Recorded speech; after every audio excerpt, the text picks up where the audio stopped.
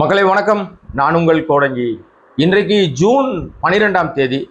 யூஸ்வலாக தமிழ்நாட்டில் டெல்டா விவசாயிகள் மிக மிக எதிர்பார்க்கிற நாள் இந்த ஜூன் 12. இன்னைக்கு அவங்க ரொம்ப எதிர்பார்க்கறது என்னன்னா, மேட்டூர் டேம் திறக்கப்படும். குறுவை சாகுபடிக்கான தண்ணீர் திறந்து விடுவாங்க.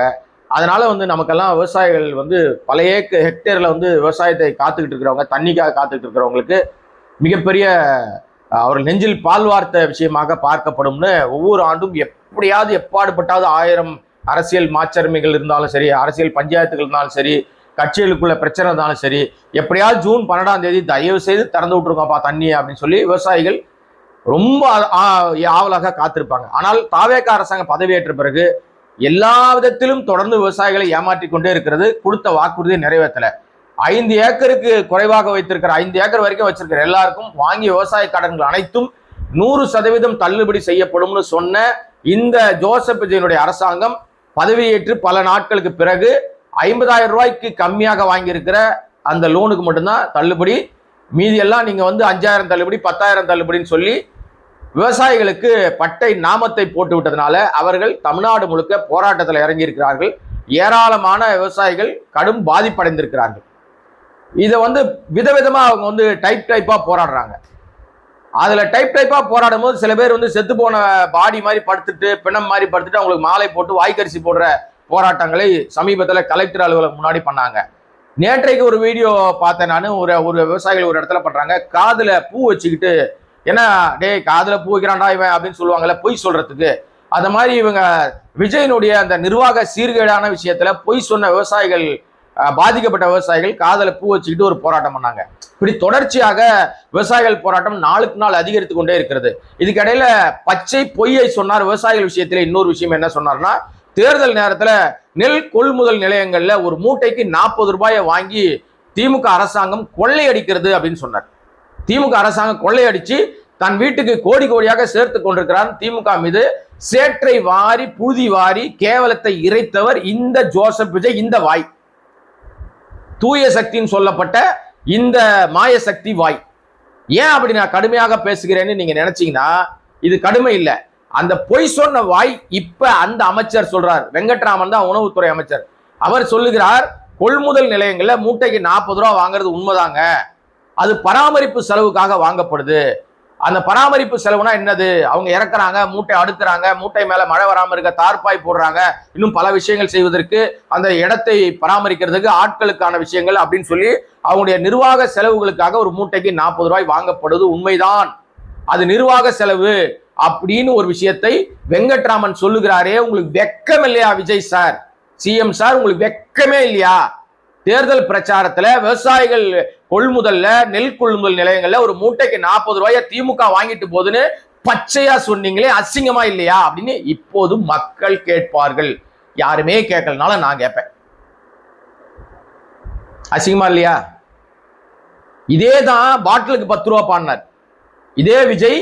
அந்த 41 நெரிசல் மரணங்கள்ல சிக்குவதற்கு முன்பாக அவர்களை சிக்க வைப்பதற்காக பாட்டு பாடி மக்களை உற்சாகப்படுத்தி, உணர்ச்சி வேகப்படுத்தி, உணர்ச்சியை தூண்டி விட்டு, கோஷம் போட வைத்து, யாரு பக்கத்துல இருக்கானே தெரியாத அளவுக்கு ஏறி மிதித்து தன்னுடைய மக்களை தாங்களே ஏறி மிச்சு கொன்ன இந்த தற்குறி கும்பலுக்கு உணர்ச்சியை தூண்டிய கேடுகட்ட செயலை செய்தது ஜோசப் விஜயா இருக்கிற இன்னைக்கு முதலமைச்சர். அந்த பாட்டிலுக்கு 10 ரூபா கதை என்னாச்சு? கரூர்ல பாட்டிலுக்கு 10 ரூபா பாடினீங்க, செந்தில் பாலாஜி கோடி கோடியா எடுத்துட்டு போறாருன்னு சொன்னீங்க. உங்க ஆட்சி வந்தவன நிரூபிக்க முடிஞ்சுதா?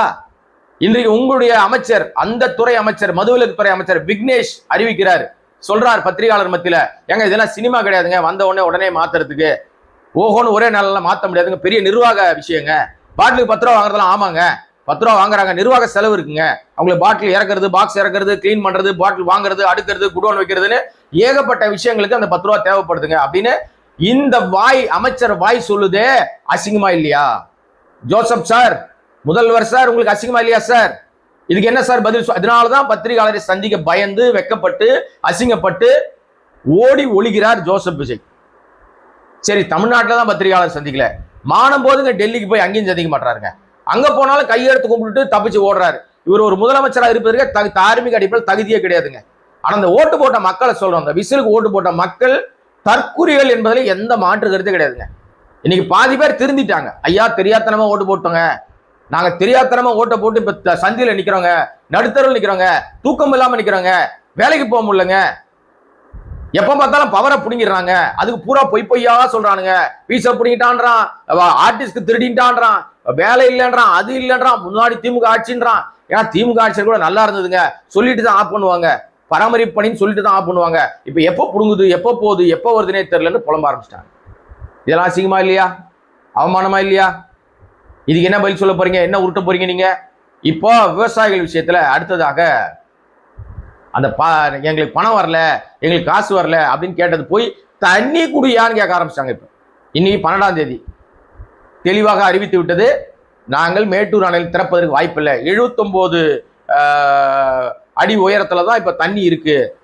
ஸோ அதனால 90 அடிக்கு மேல இருந்தால் தான் திறக்க முடியும், ரொம்ப கம்மியா இருக்கு, கிட்டத்தட்ட 11 அடி கம்மியா இருக்கு தண்ணி, அதனால தண்ணி திறப்பதற்கு வாய்ப்பில்லைன்னு அங்க நீர்வளத்துறை சொல்லிருச்சு. பேசி என்ன பிரயோஜனம்? விவசாயிகளுக்கு பட்ட நாமம் தான்.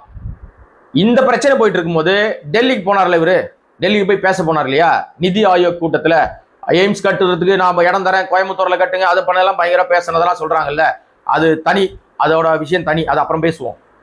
அந்த நிதி ஆயோக் கூட்டத்துல கர்நாடகா முதலமைச்சர் டி.கே. சிவகுமாரும் போயிருக்காரு. போனவர் என்ன பண்ணாருன்னா, போயிட்டு கூட்டம் முடிஞ்ச உடனே பிரதமரை போய் சந்திக்கிறதுக்கு அப்பாயின்மெண்ட் வாங்கிட்டாரு. பிரதமர் சந்திச்சு அவர் வைத்த முக்கிய கோரிக்கை தமிழ்நாட்டு விவசாயிகளை ஆடி போக வைத்திருக்கிறது, பயந்து போயிருக்கிறார்கள், பதட்டம் அடைந்திருக்கிறார்கள்.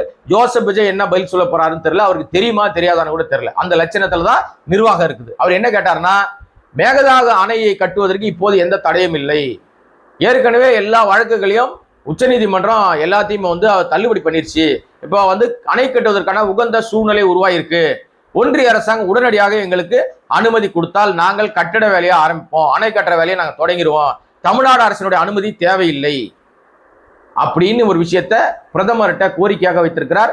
பிரதமரும் நான் அதை கவனித்து சொல்லுகிறேன், உங்களுக்கு நல்ல தகவல் சொல்றேன்னு சொல்லி அமைச்சிருக்காரு. இப்போ உடனடியாக விஜய் எதிர்வினை ஆற்றணுமா வேணாமா?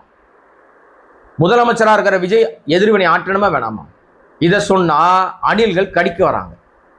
எப்படி எப்ப பார்த்தாலும் விஜய் பத்தியே பேசிட்டு இருக்கீங்க அப்படின்னா, சரியாக இருந்தால் பாராட்டலாம், தப்பா இருந்தா சொல்லித்தானப்ப ஆகணும், அதான ஒரு பத்திரிகைக்காரனோட வேலை. இப்ப நான் சொன்ன விஷயத்துல ஏதாவது தவறுதலாக இருக்கான்னு கண்டுபிடிங்க. கண்டுபிடிச்சீங்கன்னா உங்களுக்கு உண்மை தெரிந்தா தயவுசெய்து கமெண்ட் பண்ணுங்க. நிறைய நண்பர்கள் கமெண்ட் பண்றீங்க, நான் ஒவ்வொரு கமெண்ட்டையும் படிப்பேன். என்னை அவதூறாக பேசினா கூட அந்த கமெண்ட்டை படிப்பேன். நான் திரும்பி சொல்றேன், அவதூறு கமெண்ட் போடுகிறவர்கள் எழுதுகிறவர்கள் அனைவருமே படுத்து கொண்டு துப்பிக்கிற நிலைமைக்கு தான் ஆயிடுறீங்க. கண்ணாடியை பார்த்து பேசிக்கிற நிலைமை தான் உங்களுக்கு. ஆகவே ஆரோக்கியமான கமெண்ட்டுகள், எனக்கு ஆலோசனை கொடுக்குற கமெண்ட்டை கூட நான் ஏத்துப்பேன்.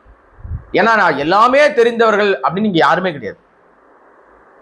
உங்கள்கிட்ட இருந்து நான் கத்துக்க முடியும், என்கிட்ட இருந்து நீங்க கத்துக்க முடியும், அவ்வளவுதான். ஸோ ஜோசப் விஜய் இந்த விஷயத்துல என்ன முடிவெடுக்க போறார், விவசாயிகளுடைய அந்த கஷ்டத்தை எப்படி அவர் புரிந்து கொள்வார்? நான் அடுத்த ஜென்மத்தில் விவசாய பறக்கணும்னு ஆசைப்பட்டார். எப்ப தேர்தல் பிரச்சாரத்துல அவங்க எல்லாம் கையெடுத்து கும்பிடுறாங்க, ஐயா நீ வரவே வேணாம் சாமி, தெரிஞ்சோ தெரியாதனமா உட்கார வச்சிட்டோம் உன்ன, நாங்க பட்டதெல்லாம் போதுண்டா சாமின்னு 1 மாசத்துக்குள்ளாக பல்லை காட்டி விடுது தாவேக்கா அரசாங்கத்துடைய லட்சணம். எனிவே என்ன நடக்க போகுது அப்படின்னு தெரியல. மேகதாது அணையினுடைய விவகாரத்துல டி.கே. சிவகுமார், கர்நாடக அரசு என்ன பண்ண போறாங்கன்னு தெரியல. இவர்களுக்கு ஜால்ரா அடிப்பாங்களா, ஒன்றிய அரசாங்கத்துக்கு எதிர்த்து நிற்பாங்களா, வழக்கு போடுவாங்களா, சட்ட ரீதியான நடவடிக்கை எடுப்பாங்களா, அதற்கு யார்கிட்ட ஆலோசனை கேட்கறாங்க, எதுவுமே தெரிய மாட்டேங்குது. எல்லாம் மூடி வச்சிருக்காங்க அப்படியே. ஆனா பொய் சொல்றதுல மட்டும் மன்னர்களா இருக்காங்க.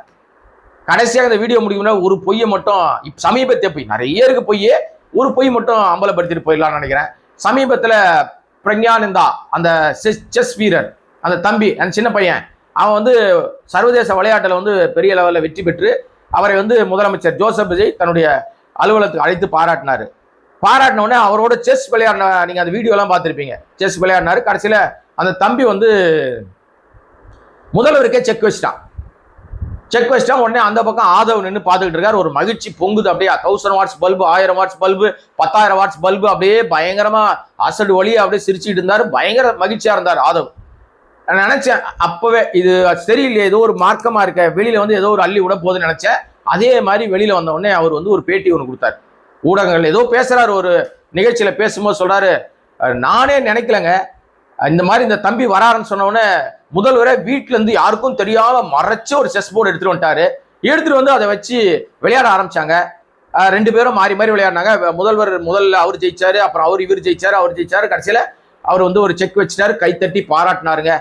பாத்தீங்களா அப்படின்னு சொல்லி சொன்னாரு. அடே எப்பா சாமி, காரி துப்பிட்டான்டா அந்த தம்பி.